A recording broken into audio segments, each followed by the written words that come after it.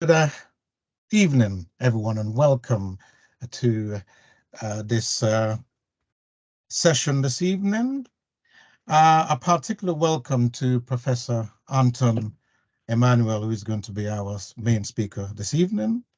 My name is Clive Saunders, and I'm the chair of the Watford African Caribbean Association, and it's our real pleasure to have organized with Professor Anton this session tonight.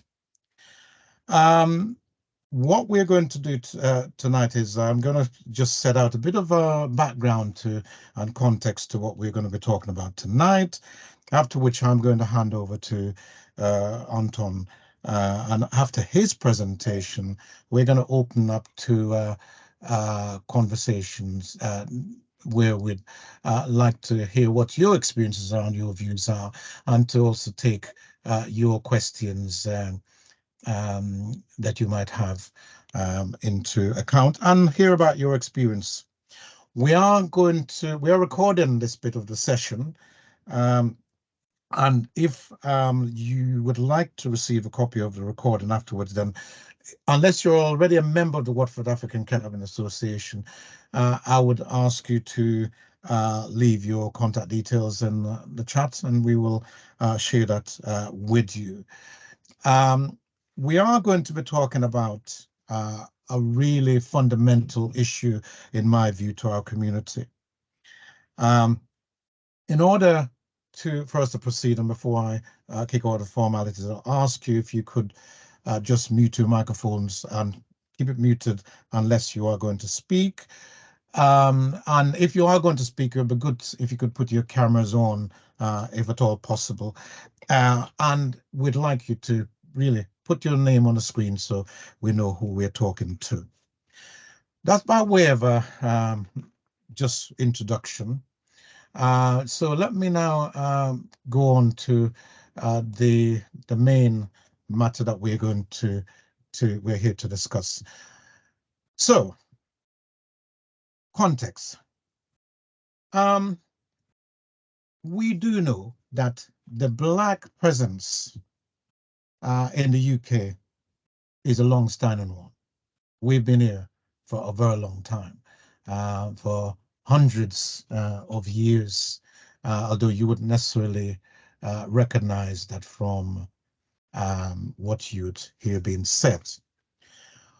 What I would say, though, is that the substantive presence and the more mass present of ourselves here goes back to the post-Second World War, and to that period that you've all have heard about, the Windrush generation.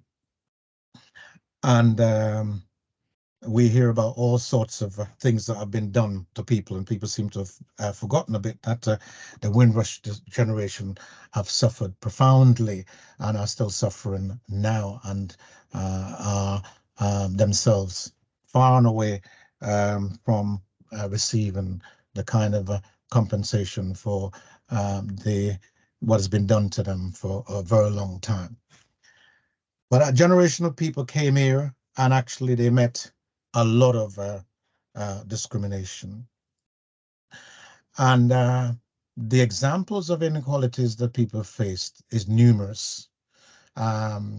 And across access to services, access to opportunities over a period of time.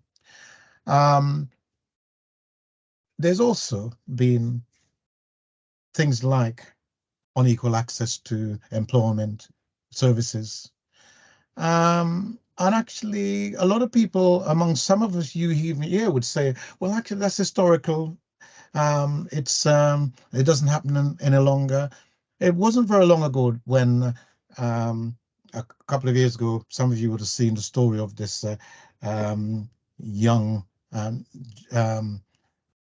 person in Ireland who was being abused, having collect or in terms of not being allowed to collect the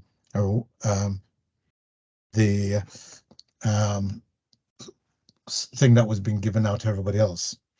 And even just this last year, there was a story indicating that the whole issue of Black people having access to private rented housing is still a major issue now, just literally back in November of last year.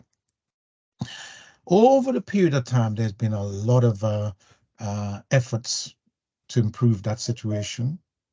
There is, it started off way back in the first piece of legislation goes back to 1965, with what was called the Race Relations Act of that year.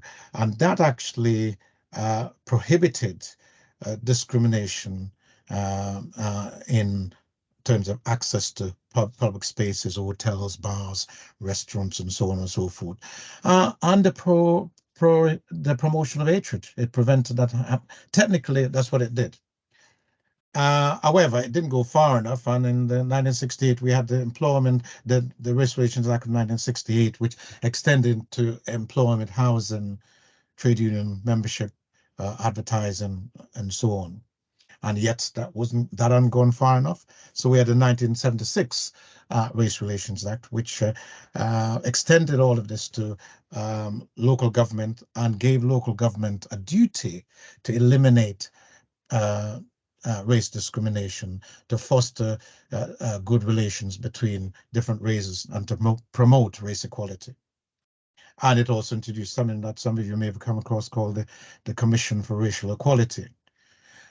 Yet that didn't always deal with the matters as far as we're concerned. We then had in 2010 the Equality Act, which brought together said to be 101 different pieces of equality legislation, including the race bits of discrimination. Despite all of that, there are evidence that the experiences that we've had as Black people in the society across a whole range of areas has not been an equitous one as far as we're concerned. Tonight, I think Professor Anton is going to share some of the stark realities of what that actually looks like. And we're then going to reflect on what he has said, and also reflect on your own experiences. I always like to think about these things in terms of, well, okay, so these are the issues. It'd be interesting also to think about what can we do as Black people if we are going to change the narrative that has gone on for a very long time. As I say, if you think about the Race Relations Act 1965, we're nearly 50 years sorry, what am I talking? Nearly 60 years after that. So it's a long time, and it's a long journey. So enough from me as far as that is concerned. I have heard Professor Anton speak, and I've heard him speak on this particular issue. And I was so impressed by the depth of information he was able to share with us on this that I thought is eye-opening, and it really is important to hear what the current realities are and the experiences are. So we build this as an audience with Professor Anton Emmanuel, and I'm going to hand over to him to introduce himself and to take this subject forward. So welcome, Professor Anton, and thank you very much for agreeing to give up your valuable time to join us this evening. So I'll hand over to you. Thank you, Clive. Thanks very much indeed to everyone for giving up evening times. We're used to that, I guess, aren't we, to find time for this kind of conversation, which we don't get around to usefully in our work environments. So I'm not very good at talking about myself, but I will just give some tiny bit of context of why it is Clive got to hear some of what I was saying before. So I'm a clinician, I'm a medic by background. My mother was Nigerian, Igbo. My father was Sri Lankan Tamil, and I was born, so you can guess how old I am, during the Biafran War. And then came to this country when I was 11 years old. And I mention that context because the work, so how I identify is how I identify, but the work that I'll be sharing is work that I've been doing about 3.5 years ago, at a time of during the whole Black Lives Matter impetus that we had, which even touched the NHS, albeit briefly.